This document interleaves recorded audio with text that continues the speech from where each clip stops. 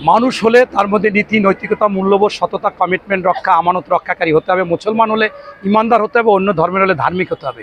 এই কয়টা গুণাবলী যদি থাকে, তিনি জনসেবা করতে পারে, কল্যাণমূলক কাজ করতে পারে, রাজনীতি করতে পারে। কিন্তু আমরা যে আসিফ মাহমুদকে দেখেছিলাম, আমি যখন ওর আন্দোলন সংগ্রামে দেখেছিলাম, তখন দেখেছিলাম যে একটা ইনোসেন্ট ছেলে, মনে হচ্ছে যে হাই স্কুলে পড়ে, ভাজা মাছ উল্টাই খাইতে পারে না, খুব সহজ সরল।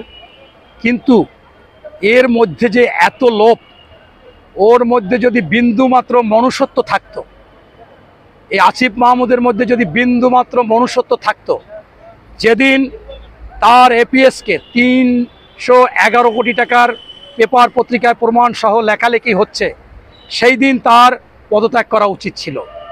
সেকেন্ড হচ্ছে, তার বাবাকে নিয়ে যখন পেপার পত্রিকায় লেখা হচ্ছিল, সেই দিন কিন্তু এই ইশরাকের কোনো বিষয় ছিল না, সেই দিন তার পদত্যাগ করার কথা ছিল। এরপরও নির্লজ্জভাবে পদত্যাগ করেনি।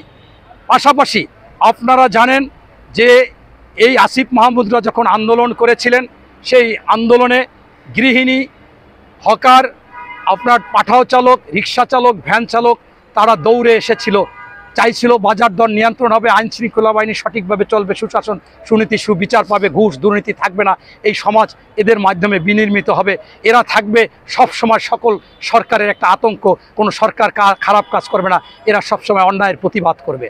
কিন্তু আমরা দেখলাম যে এত লুবি যে সেই সাথে সাথে তারা উপদেষ্টার তালিকা নিয়ে বসে থাকলো। আমি আপনাকে আরও প্রশ্ন করতে চাই, আসিফ মাহমুদ কেন সে পদত্যাগ করবে না? সে কি ছিল, কি হয়েছে, এই সম্পদ কোথা থেকে আসছে? আপনারা সিনেমা দেখেছেন, নাটক দেখেছেন, বাপ বেটা 420। এ তো বাপ বেটা 420 না, বাপ বেটা সন্ত্রাসী, বাপ বেটা দখলবাজ, বাপ বেটা চাঁদাবাজি, বাপ বেটা মনে করে সব কিছু ইচ্ছামতো করতেছে, একটা জালিমে পরিণত হয়েছে। তাই আজকে সে যদি বলে যে ইশরাকের এই চ্যানেল দিয়ে আমি অবাক হয়েছি, ইশরাকের চ্যানেল ছাড়াও আপনাদের মতো যারা এই অনেকের সাক্ষাৎকার নেয় না, আপনারা ইউটিউব, আপনাদেরকে ধন্যবাদ জানাই। অনলাইনে আপনারা কিন্তু সরকার পতনে আপনাদেরও ভূমিকা ছিল বড়, আপনাদের প্রচারেই কিন্তু প্রসার হয়েছে, মানুষ উজ্জীবিত হয়েছে। তাই আপনাদের মতো এরকম আমি কমপক্ষে 20টা দেখেছি, কোনো মহিলা কান্নাকাটি করতেছে, তার সব কিছু দখল করে নিয়ে গেছে। আবার কোনো পুরুষ লোক কান্নাকাটি করতেছে, তার বাড়িঘর দখল করেছে, তার বাড়িতে থাকতে দেয় না। এমনকি যে আপনার এই কথা বলার জন্য, বাক স্বাধীনতার জন্য এই 2 নাম্বার বলা যায় মাল এই যে আসিফ মাহমুদ। কারণ আগে তো এটা বলেছিল, এখন তো নাই, তাই আমি 2 নাম্বার বলতেছি।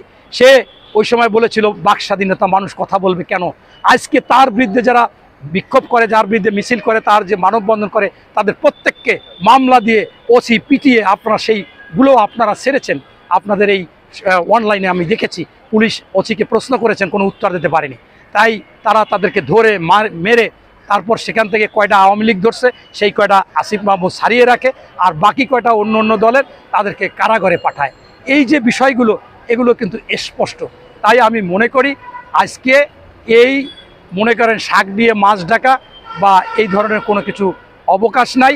আসিফ মাহমুদ একটা লোভী মানুষ, এবং তিনি এখন সন্ত্রাসীতে রূপান্তরিত হয়েছে। বাপ বেটা দুইজনই সন্ত্রাসী, চাঁদাবাজ, দখলবাজ হয়েছে।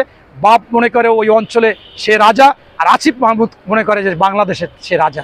তার পিএস এপিএস কি শক্তিশালী ব্যবহার করে, সচিবদেরকে মনে করে পিয়নের মতো, যা তা গালি গালাজ দেয়।